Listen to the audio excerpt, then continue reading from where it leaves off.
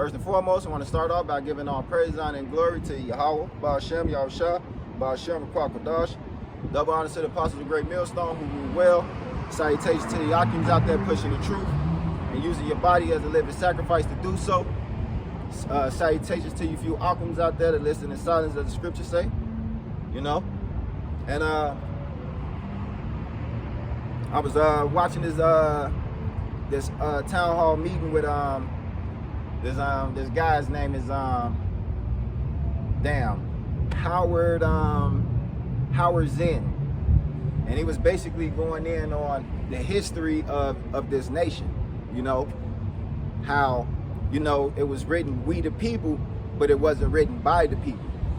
And you know, African Americans, so-called African Americans, you know, were in slavery at the time, you know, so they had no partake in this, in this we the people, the Bill of Rights situation, and also the so-called Native Americans, you know, they didn't partake in it either, right?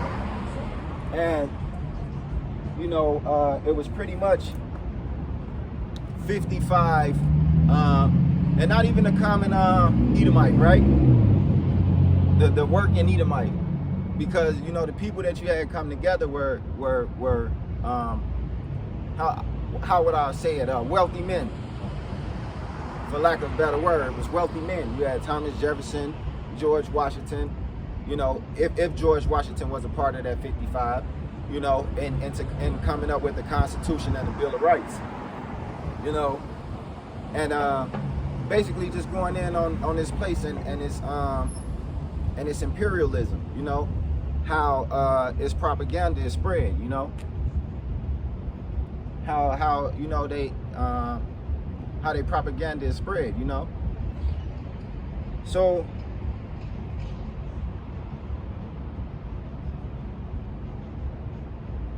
he basically was going in, basically saying that people got to learn their history, man, you know, and that's the thing, right? That's why we do what we do, because the Bible tells us our history and who we are as a people, you know. But the long story short, you know, these people spread their democracy, you know. That's how they do it. They spread their democracy and force it on other nations and other countries, right?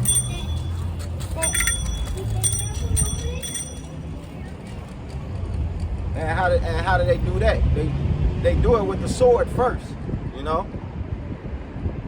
Like the Philippines for an example, right? The Philippine War, you know, and Cuba for an example, right? They went in and helped Cuba to get rid of the Spanish rulership, but what was the cost of that for Cuba? You know, it led to, you know, the U.S. taking part of their sovereignty, right? And occupying their territory, you know, building Guantanamo Bay and building a military base there. And it's the same as in Rome, you know. Rome had garrisons all over again, you know. So this is that deadly wound that was healed, you know, because it all goes back to Rome. If you pay attention to it, you got Capitol Hill. In Rome, there's a such thing as called Capitol Mine Hill.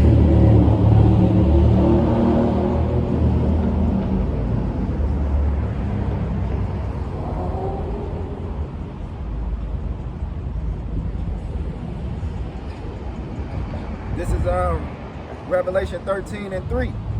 And I saw one of his heads. I'm gonna start at Revelation 13:1. And I stood upon the sand of the sea and saw a beast rise out of the sea, having 7 heads and 10 horns. And upon his horns 10 crowns, and upon his head the name of blasphemy. You know, and they go back to, you know, the 7 original nations of NATO, you know, and it can also go back to the 10 common markets. You know, you had the You had Germania Major, Germania Minor. You had the Franks. You had the Salakia. I can't think of it all off my head right now. And the beast which I saw was like unto a leopard, and his feet were as the feet of a bear. So like when a baby's born, a baby comes out head first, right?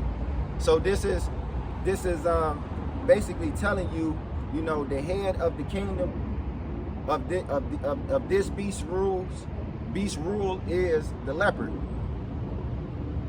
The leopard represents Alexander the Great, and the feet is the bear. The bear is Russia. Even today, Russia is commonly known as the Big Bear. You know. And if you don't believe it, look it up. You know.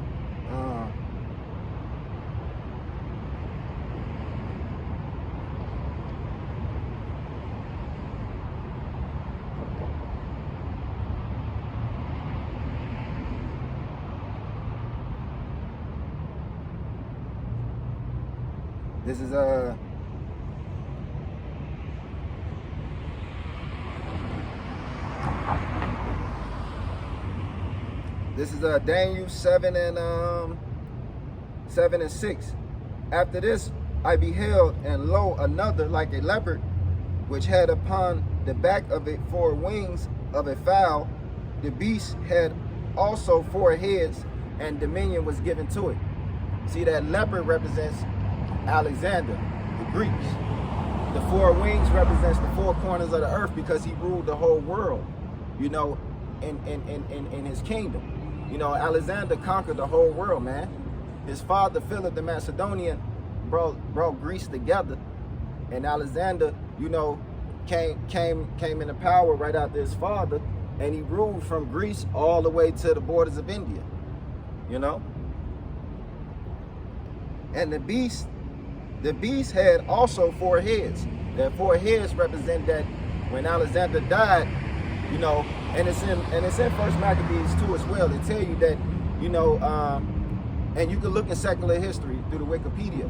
You know, he had 4 generals that reigned in his stead, man. You had the Seleucians, you had the Ptolemy,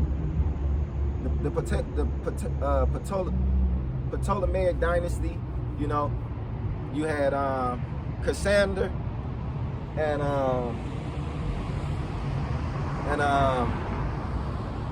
oh man, I can't think of the 4th one right now. Ptolemy, Seleucus, Cassander, and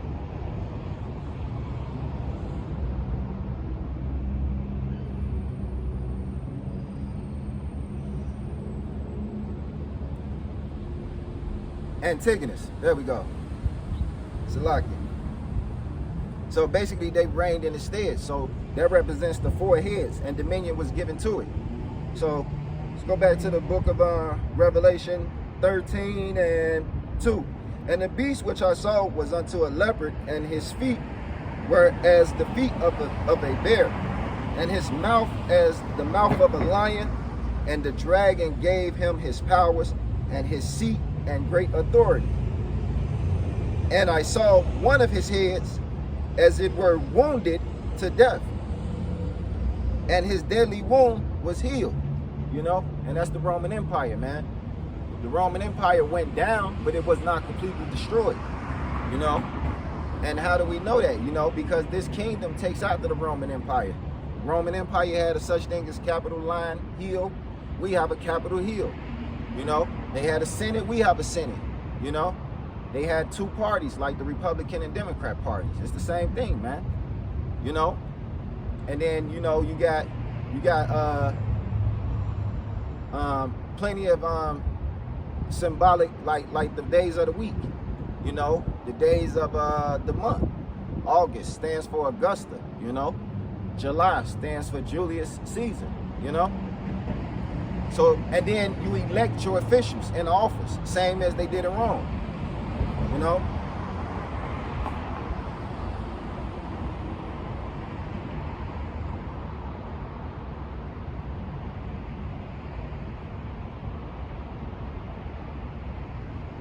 And also Roman imperialism, right? And the same thing here, you know. So this is the daily wound that was healed, you know. So Rome set up garrisons, you know, in other provinces, just like this nation does itself, you know. But they don't call them garrisons; they call them embassies, you know. And that's how, you know, when they fought the Spaniards in Cuba, you know, they didn't liberate the people. You know, they gained control over Cuba. They started sending their corporations down there, you know, railroads, you know, farmers, like they do today. It's an imperialism culture, man, you know. Let's go to Job 9:24.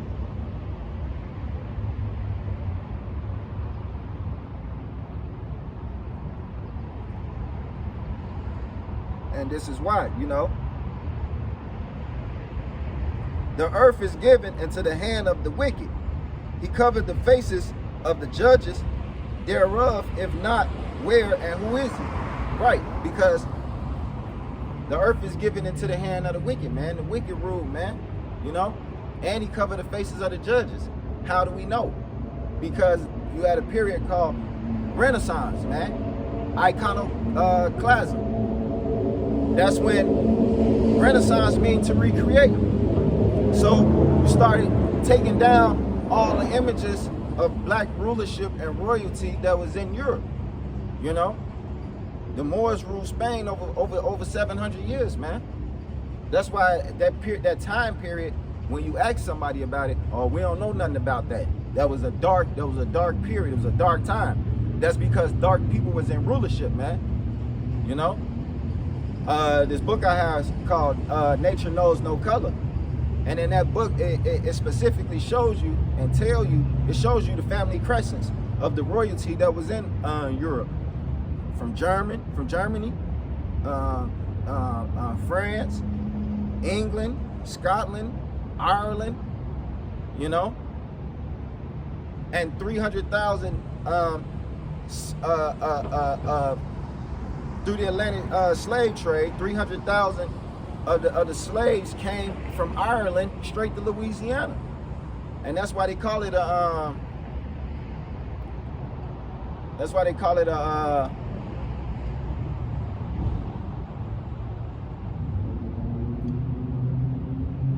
Salaki.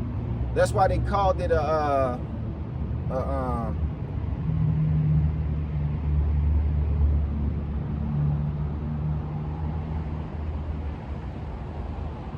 that's why they call it transatlantic slave trade, because, you know, you had 3 different continents that was in it, right? You had people coming from Europe to America, people coming from Europe to the Caribbeans, from Africa to the Caribbeans, and then back to Europe and back to Africa, you know? Salaki on that. But yeah, you know, so when you act, the whole period of the Renaissance was to take down anything that looked like us and make it look like them. They do it today, you know? Like when you ask about certain music, certain genres of music. Oh, we came up with country music. Nah, Jake came up with country music. You know, it's the same thing today. Renaissance, recreate. Same way with gentrification. It's the same thing, man. You know?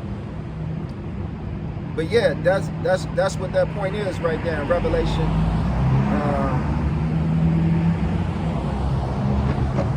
In Revelation 13:3, you know, cover the faces of the judges.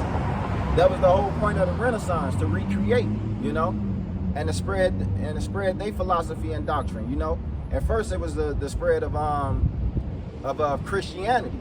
You know, that was their first conquest. Now it's the spread of democracy. It's the same thing, man. You know, they just run the same play. You know, run the same playbook.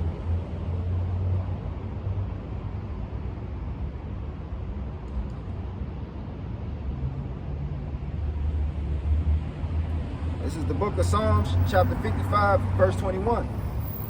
The words of his mouth are smoother than butter, but war was in his heart. His words were softer than oil, yet were there drawn swords. Right. So, you know, when Christopher Columbus sailed over here, you know, and when they met the indigenous people, right? You know, they always try to play that smooth, we come in peace type of situation, right? But the whole time, they in their mind plotting like, man, we about to take this shit over, man. You know what I'm saying? They scoping them out, man. You ain't got no guns, you know, man, you know, and that's exactly what they did. You know, Christopher Columbus said he did so much killing he wasn't able to put his sword down for an hour. And then you gotta understand how the man even got here. He said he got here, he read 2nd Esdras, you know? 2nd Esdras, the 13th chapter. That's the same way that the Northern Kingdom got here. And when he came here, he came with 2 Hebrew-speaking translators, man.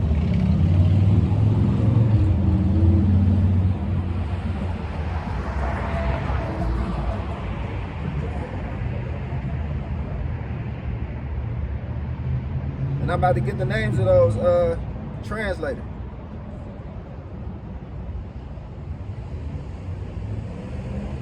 So he knew very much well the people that was over here when he was coming over here. You know what I'm saying?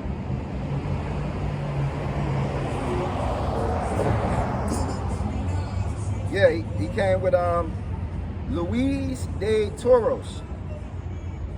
He was an interpreter on his first voyage.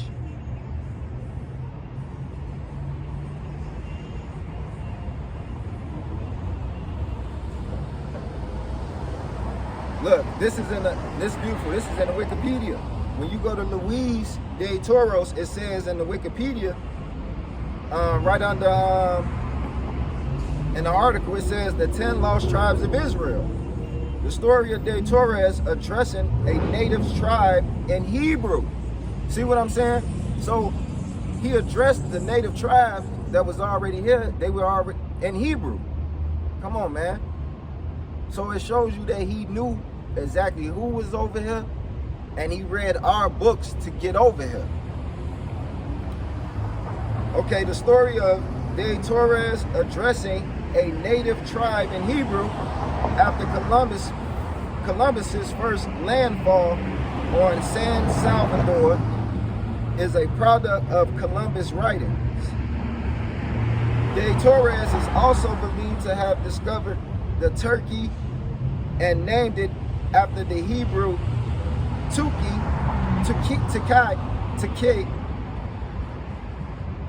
Takai parrot of the Bible. Though this is highly unlikely because the bird is referred to as pavo, turkey in Spanish, still another legend has him return to Spain and smoke tobacco there, which led to his being accused for witchcraft by Inquisition. That's none of the point, but the point is that even here in the secular history, it tells you that Christopher Columbus translator, when he came here to this part of the world, he already knew who the people were that was on this side of the world, man. Because he came with Hebrew translators, and they spoke to the natives in Hebrew.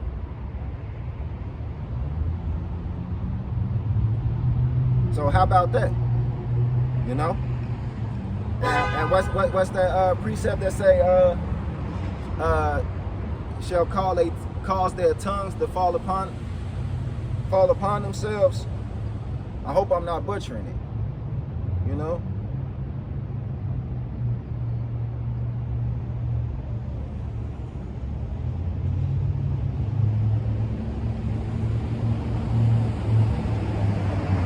Yeah, Psalm 64:8. So they shall make their own tongues to fall upon themselves. All that see them shall flee away. So yeah, you know, you told on your own damn self because you recorded it, you know. And if you do the research and look it up, he used 2nd Esdras to get here. So he very much, in fact, knew who the people were that were here, man, and came over here to conquer them, you know. But that's what they was pushing. They was pushing Christianity. And think of and the And the first slave ship that landed here was the Jesus ship. So that was the first time they gave you the spirit of Jesus, you know, which goes back to Serapis Christus, Jesus Christos, you know. His name ain't no damn Jesus. Jesus is a Renaissance letter. The letter J is a Renaissance letter to recreate, you know. Letter J was invented in 1426, man. So how then was the Messiah named Jesus, man?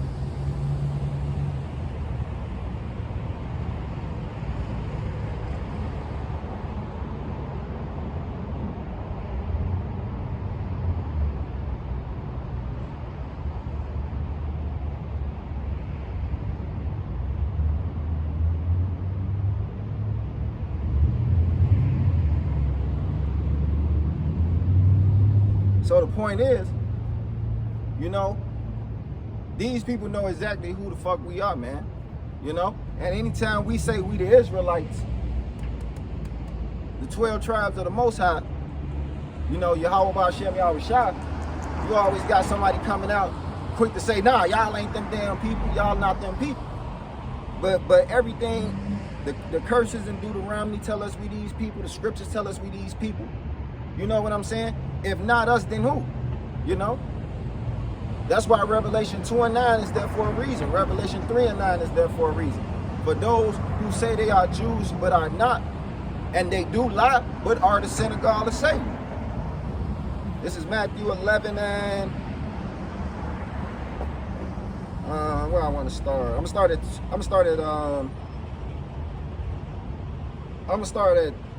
11. I'm gonna start at 12. And from the days of John the Baptist until now, the kingdom of heaven suffereth violence, and the violent take it by force. And that's what exactly happened, man. You know? Because they the fucking Edomites, man. You know, their blessing is the sword. You know? Esau wept and cried to his father after he done sold his birthright and said, Father, do you have a blessing for me? And his father gave him a blessing, which was the sword and the fat there is of the land, you know? So when you talk about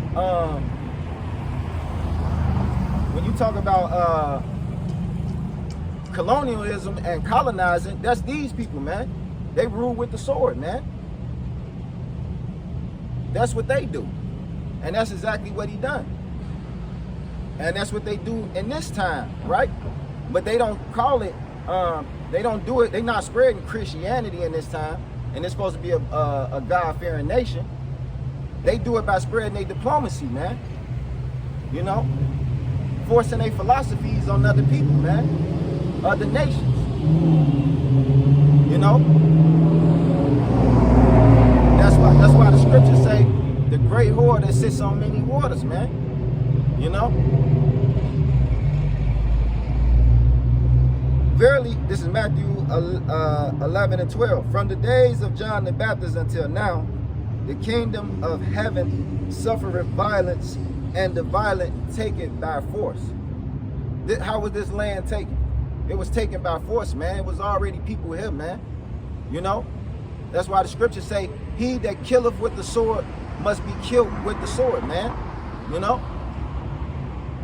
Because you the fucking devil, man. Then you take the land, you know, oppress the people within the land, come up with these weak ass laws and shit, and then say we for the people. You not for the people, man. You know, and you niggas that sit in this motherfucking kingdom and cry for equal rights and shit, you're not gonna get it, man. You're not gonna have a redeemer. Because Deuteronomy 28:68 says, you will be sold as bond men and bond women, and no man shall buy you. We were sold as bond men and women, and people bought us. But you got to understand the meaning of words. The word buy means redeem. You have to look it up. No man shall redeem you. That's because the Lord is coming to redeem you. Why you think the slaves were singing songs saying, swing low, sweet chariot, carry me back home to the river Jordan? Because you from Israel, you're an Israelite. You've been put here for a recurse and a punishment. We the only people on God's green earth that say we trying to break generational curses. Because we sinned against the Heavenly Father, and he put a curse on our ass. And the sooner you realize that, And the sooner you go back to your roots and your heritage and your understanding, you will be all right. Nah, you want to sit at the table with the enemy and wondering why he ain't giving you shit. I wouldn't give you shit either. You know? And Salaki, man, for all that cussing, but you know, I get pissed off, man. You know? I get vexed, man. What the scriptures say, cry ye out in the night, you know? And I'm crying out in the night. I'm sick of this shit, man. And it brings a good meaning to the Lord when he said, man, he that don't hate his wife or don't hate his children, don't hate his life is not worthy of me. And that's true, man. You can't love the Lord and love this world, man. You know? Because if you love this world, you are in enmity with God, man. So he that love this world is an enemy of God, man. I just read Job 9:24 that the earth is given into the hand of the wicked, man. But yet you want to take part in the wickedness, man, and the bullshit.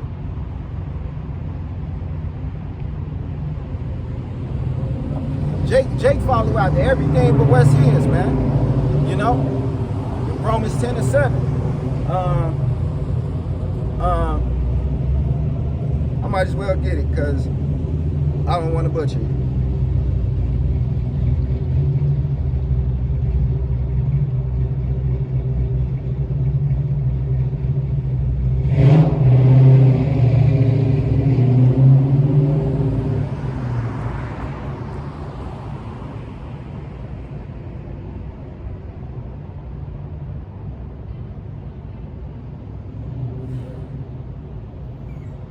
So like it's not Romans 10:7. It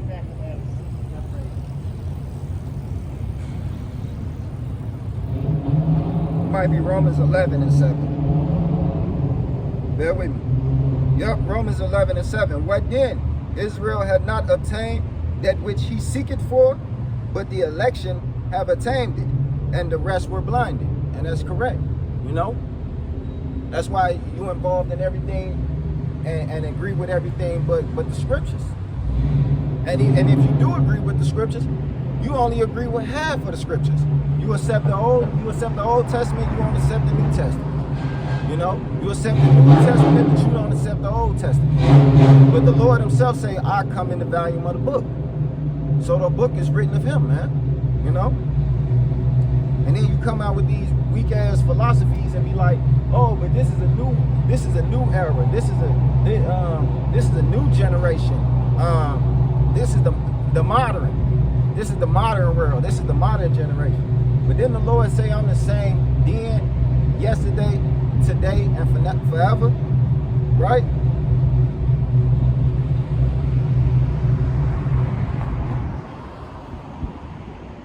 This is Hebrews 13:8. Yahweh Shah HaMashiach the same yesterday and today and forever. So he don't change. You know, his words don't change. You know? But now these the modern times. But now let me get back because I got off a little second because I was a little hot. I get upset. You know? And I'm supposed to get upset. Because Ecclesiastes chapter 7 say, surely oppression make a wise man mad. Yeah, you're supposed to be mad. You know? And there it is again, back to what I was saying. You know, you can't love the world, man. How you love the world? The world hated Yahweh Shah. You know what I'm saying? It damn sure don't love me. And how you gonna love the world, man?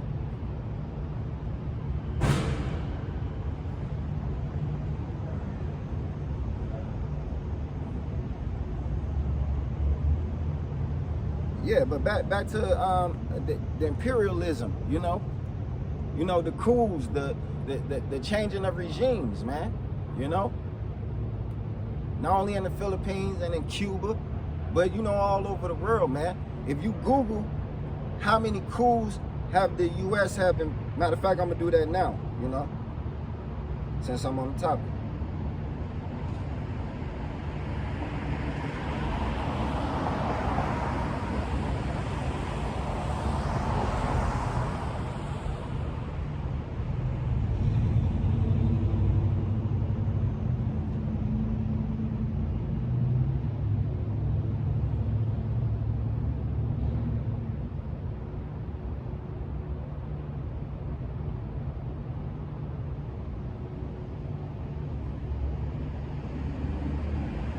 So like, bear with me.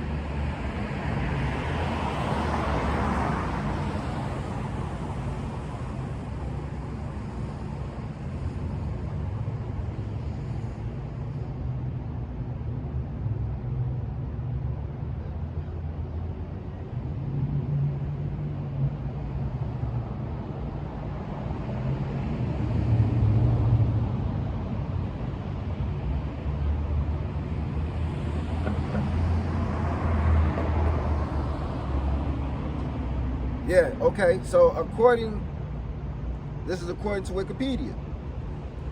According to another study, the U.S. engaged in 64 covert and 60 overt attempts at regime changes.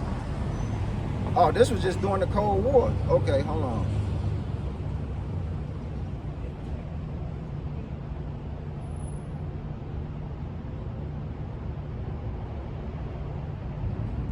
That was just during the period of the Cold War, man. You know? Excuse me. So that's imperialism. How can I get to the casino? Hey, you probably have to go to this street, New York. Right? Make that right. Okay. It should be right there. Or on this side as well. No problem. Take care. So that's just 64 during the Cold War, man. How much more? I don't want to spend too much time looking up and researching, because that's not the point, man. You know? You got to do some of the work too as well, you know? And look, I'm a parrot, because I just repeat what my apostles say, you know? Because you have to do the work too, man. You got to put the labor in, man. You know? This is Malachi 2:1. Woe to them that devise iniquity and work evil upon their beds. When the morning is light, they practice it, because it is in the power of their hands. Exactly. That's exactly what goes on. It goes back to the whole writing of the Constitution, man. You know, just like they had what was it? I think it was Afghanistan or Iraq that they helped them write a Constitution, man. You know, you have wealthy men sitting there making a Constitution for we the people, man. And the people think that it really serves them, but it don't serve you, man. You know, it serves the elitists, man. You got an elite group of people writing the standards for a nation, man, and everybody thinking that it's for them. No, it's for the elitists, because it's in their power, man. I'm gonna start at 1 again. Woe to them that devise iniquity and work evil upon their beds. When the morning is light, they practice it, because it is in the power of their hand, and they covet fields and take them by violence, and houses and take them away. So they oppress a man and his house, even a man and his heritage. And that's exactly what's going on, man, and what's been going on, you know, because they take people, they took the land by violence, man, by force. They took the shit by force, man. You know, not many Gadites fought. You know what I'm saying? You know how many Reubenites fought, man. But the difference between the Reubenites and the Gadites was trying to make treaties, man. Reuben wasn't trying to make no damn treaties with these devils, man. That's why they called Teddy Roosevelt the Indian killer. And guess what? He's always, no matter whenever you mention him, he's always one of the top presidents in United States history, man. You know?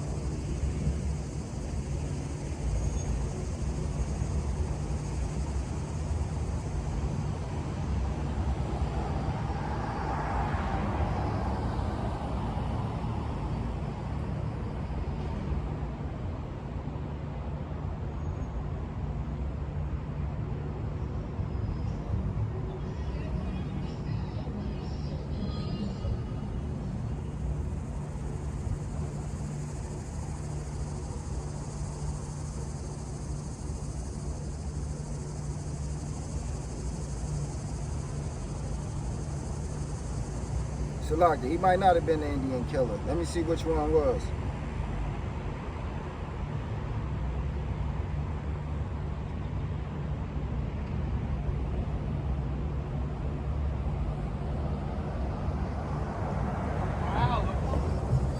Yeah, Khan. Andrew Jackson was. Andrew Jackson was called the Indian killer. So Salaki on that. Because he came up, the Indian Removal Act was signed into law on May 28, 1830. Teddy Roosevelt was the guy that was on the horse, and I think he had a Jake on his left. Well, they both Jakes, but he had a Judite on his left, and he had a Northern Kingdom on his right, or it could be in the reverse order, you know. And that's why the scriptures say, I have seen servants on horses, and I have seen princes walking. I have seen princes walking. I've seen servants on horses, you know. But I'm gonna do this though. I'm gonna Google top presidents in U.S. history and see if Andrew Jackson is on top of that list, as well as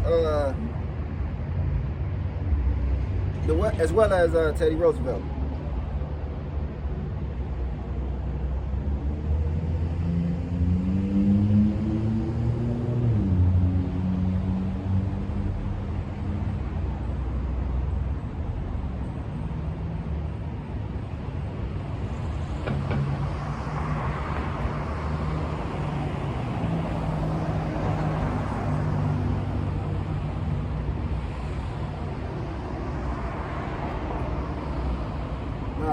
Yeah, they're trying to get me to download the app. I'm not doing that. Let me see.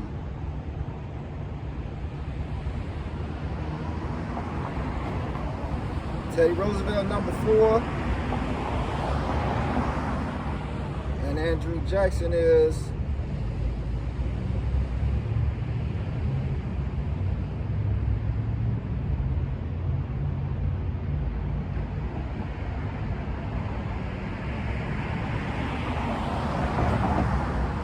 number 13. So that's pretty high, you know, for it to be, because I think, what is it, 45, 46?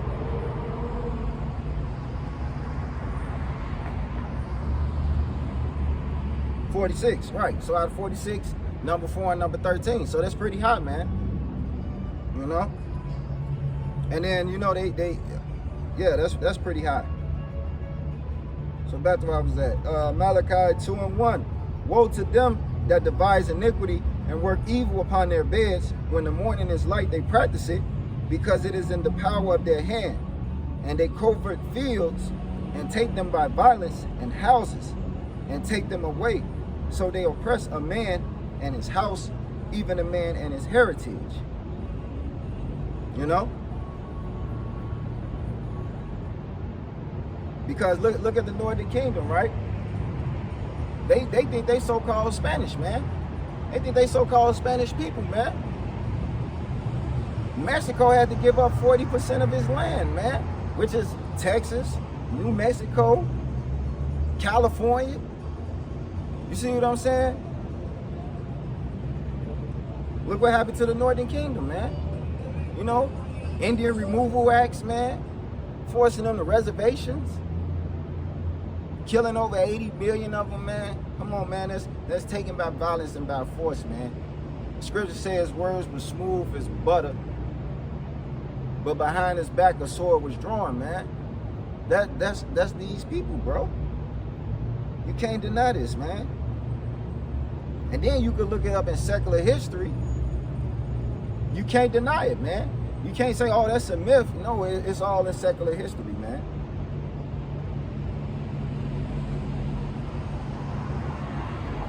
Yeah, it's all in secular history.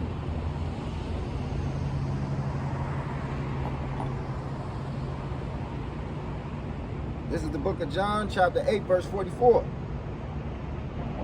It was speaking about wicked Israelites, but this applies to Esau too. Ye are of your father the devil, and the lust of your father ye will do. He was a murderer from the beginning, and abode not in the truth, because there is no truth in him. When he speaketh a lie, he speaketh of his own, for he is a liar and the father of it.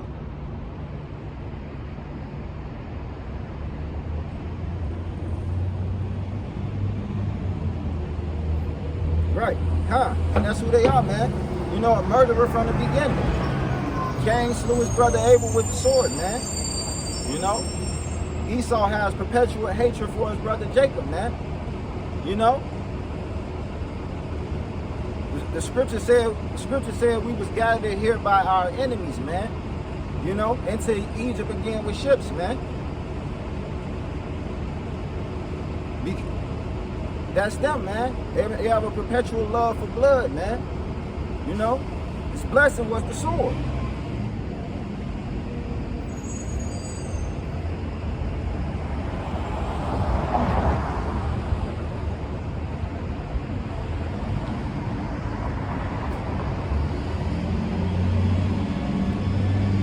Genesis 27:38, man. That's the blessing, you know. To conquer the world with the sword, man, and live. You feel what I'm saying? To conquer the world with the sword, man. You are the biblical Edomites, man. There's no way around it. Matter of fact, I should. I'm gonna get it. 20. Yeah. I'm gonna get it.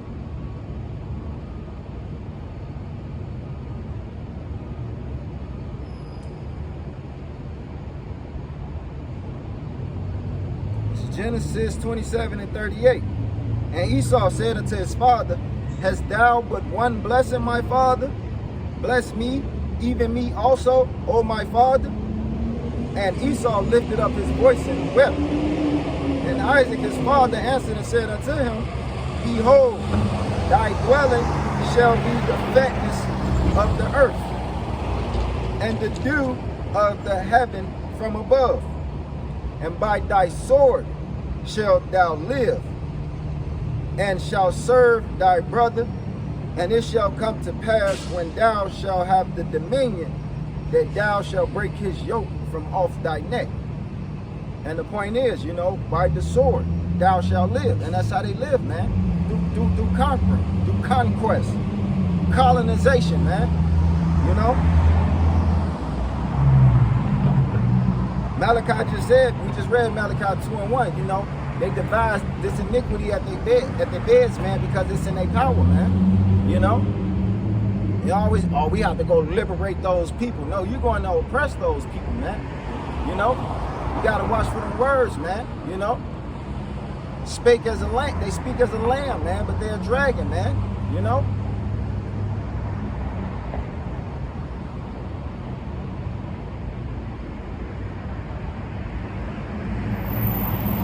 But guess what? The Most High preserved you for this, man. He letting you build up this little. Matter of fact, let me go to Revelation 20.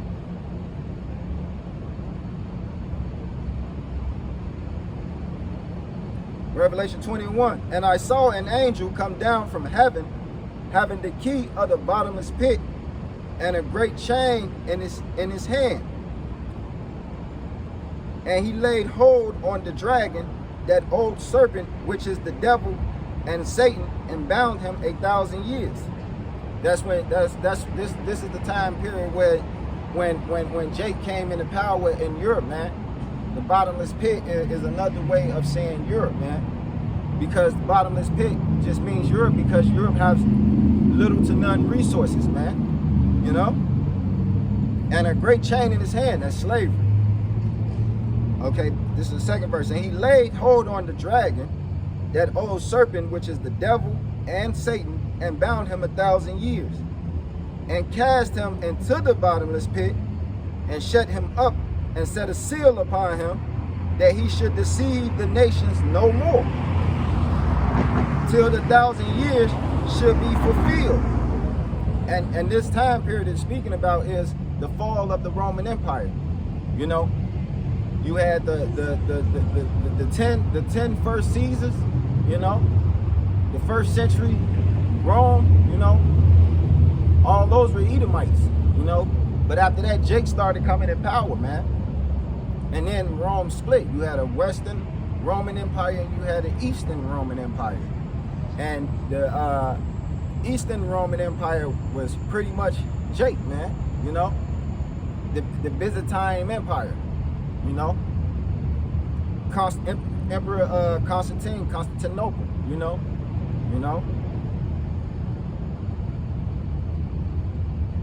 And cast him into the bottomless pit and shut him up and set a seal upon him that he should deceive the nations no more till the 1,000 years should be fulfilled, and after that he must be loosed a little season. So he was sealed 1,000 years, man. You know, they was in the Caucasus Mountains, man. You know,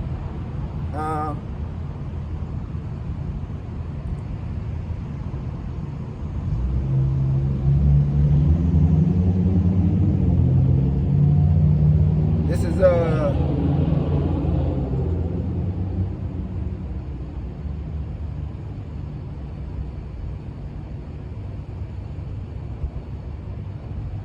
oh man.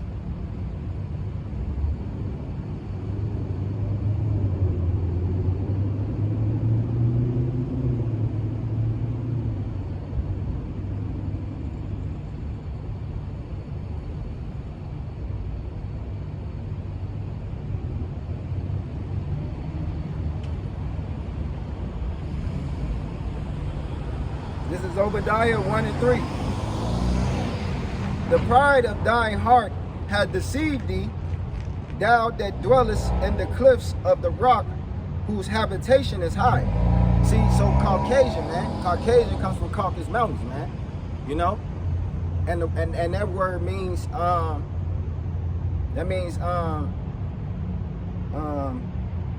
cave dweller. So here it is in the book of Obadiah. We'll start at 1 and 1, matter of fact.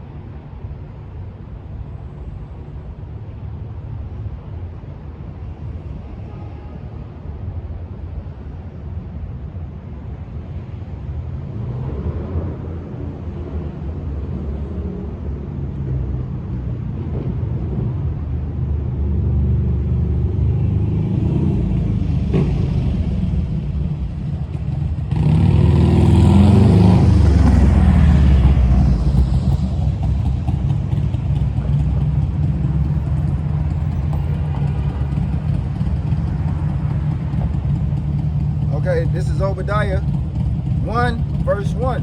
The vision of Obadiah, thus said the Lord power, Yahweh Hashem Yahushua, concerning Edom.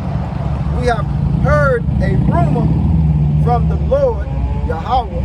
An ambassador is sent among the heathen. Arise ye, and let us rise up against her in battle. Behold, I have made thee small among the heathen. Thou art greatly despised. And we are small, man, because if you do the statistics, we make up about 10 to 14% of the population. The pride of thine heart hath deceived thee, thou that dwellest in the cliffs of the rock, whose habitation is high, that said in his heart, who shall bring me down to the ground? Right? Oh, let me read number 4. Though thou exalt thyself as the eagle, America, the bald eagle, the eagle from Rome, you know?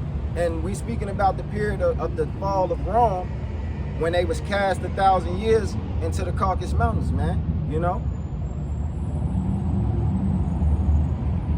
And this is furthermore, though thou exalt thyself as the eagle, and though thou set thy nest among the stars, thence I will bring them down, said the Lord. And that was future prophecy. But the point is that thou exalt themselves as the eagle, was dwelling in the cliffs and the rocks. So let's go back to Revelation 20 and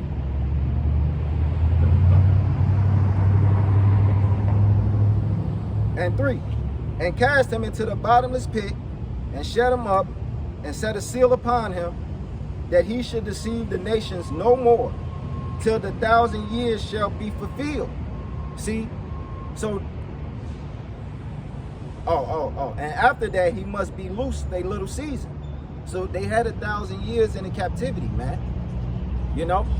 That was during the, I'll say, just rough guesstimation, from 330 to the early 1400s, man. 1,000 years. It's not exact, man. It's just approximately. It could be a little under, or it could be a little more. And after that, he must be loosed a little season. A little season is under 1,000 years. You know. So what we say from,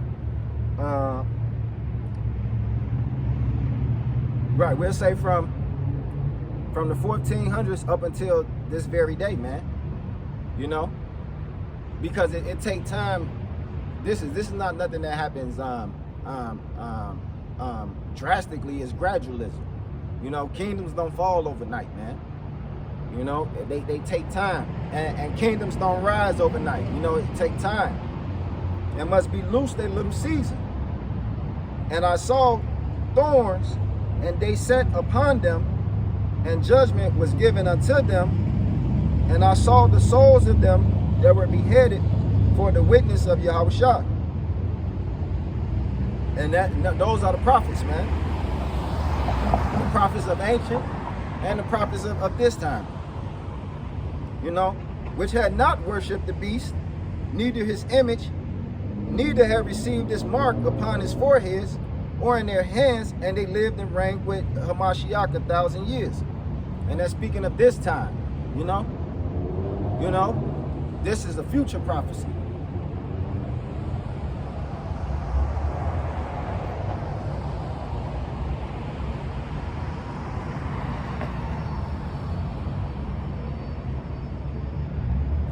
But I'm gonna jump to the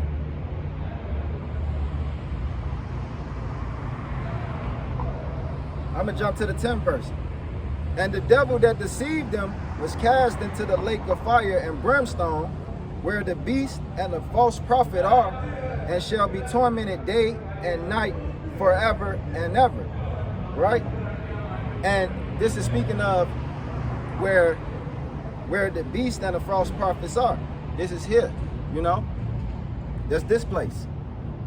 And shall be tormented day and night forever and ever. And forever and ever don't mean in entirety. It just means for a long period of time, man. It's just saying that this place is going to burn for a while, you know? The apostles did a great job bringing out that information that, you know, when the towers fell, man, it was still smoking about 3 months, you know? And that's 2 towers. Imagine this whole land, man, you know? Think about the movie Terminator 2. When Sarah Connor saw that vision, she on that fence, and you know, and you saw the destruction happening, man. That's a perfect representation of what's going to happen according to the scriptures. But the point is, you know, this is time to reign. You know, the Most High building them up so he could take them down. You know, because earlier I said Deuteronomy 28:68 that no man shall buy you. That word buy means redeem. The Lord is coming to redeem, man. He's the redeemer. This is Job 20:5.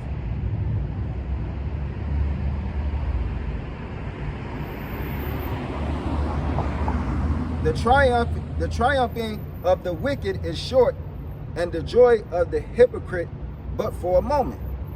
Right. Triumph of the wicked is short, man. Because think about it. One of the most high days is 1,000 years to us, man. So from the time that Yahushua was risen up until now, it's only been a little over 2 days, man. We in the 3rd day now. You know, in the night of the 3rd day. You know? It's only for a moment, you know? It seemed like a long time to us, but it's really not.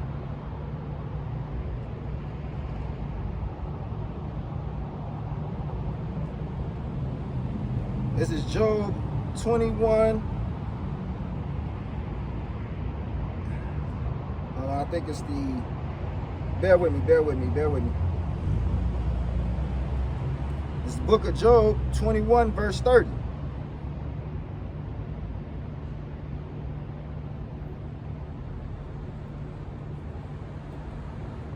Start at the, I'm starting at 30. That the wicked is reserved to the day of destruction, that they shall be brought forth to the day of the wrath. See? That's why he's loose a little season, man. The Lord is setting them up and reserving them, man, for the day of destruction. And what day is that, man? That day is the coming of the Lord, man. Scriptures say, man, the day of the Lord is a dark day, man. You know? The slain of the Lord shall be many. The Lord is coming to slay more people than he's coming to save, man. Because the earth is given into the hand of the wicked, man. If you ain't in these scriptures, man, you don't know righteousness. You know? You a part of the wicked. This is a wicked, adulterous generation, you know? After Alexander died and his generals put on crowns, then evils were multiplied, you know? And this place is far worse than Sodom and Gomorrah, so how much more?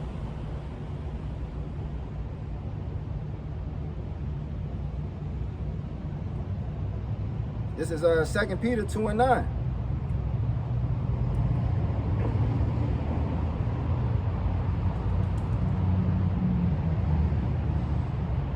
Really, I'm gonna start at 4. For if God spared not the angels that sinned, but cast them to hell, and hell just means the ground, death, the grave, or this place here. It don't mean a place that you're gonna be in eternity. And delivered them into the chains of darkness to be reserved unto judgment, and spared not the old world, the ancient, but saved Noah, the 8th person, a preacher of righteousness, bringing in the flood upon the world of the ungodly. So if you righteous, man, the Lord gonna deliver you, man. You know? These are examples of the Lord's judgments in the old world and what's going to happen in the new world, man. You know, that's why the scriptures say, you know, everything's written aforetime for our learning. You know, when the first death, the Lord delivered Noah, his 3 sons and their wives. That was the elect, you know, and he got rid of everybody else, you know.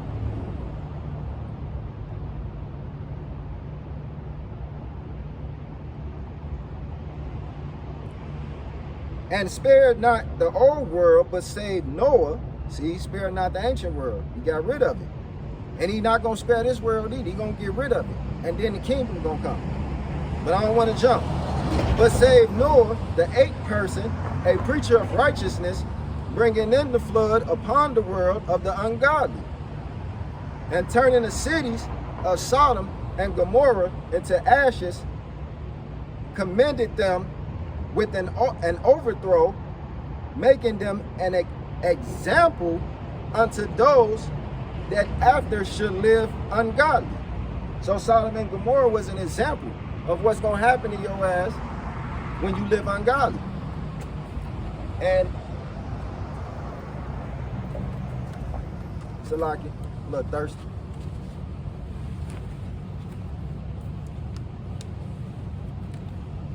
Yeah, but Sodom and Gomorrah is an example of what happens to you when you live ungodly, man. You know? That place was taken out with fire and brimstone, man. Reduced to ashes. And to turning the cities of Sodom and Gomorrah into ashes, condemned them with an overthrow, making them an example unto those that after shall live ungodly, and delivered just Lot, vexed with the filthy conversation of the wicked. See? Remember I said earlier, man, I'm pissed off, man.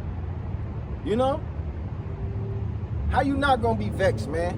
You oppressed. Lot was in Sodom and Gomorrah, man. He was pissed off just by what the people was talking about, man. You know?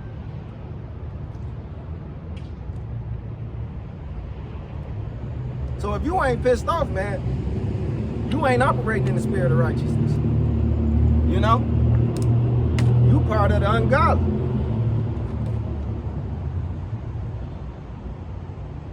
For the righteous men dwelling among them, and seeing and hearing, vexed his righteous soul from day to day with their unlawful deeds.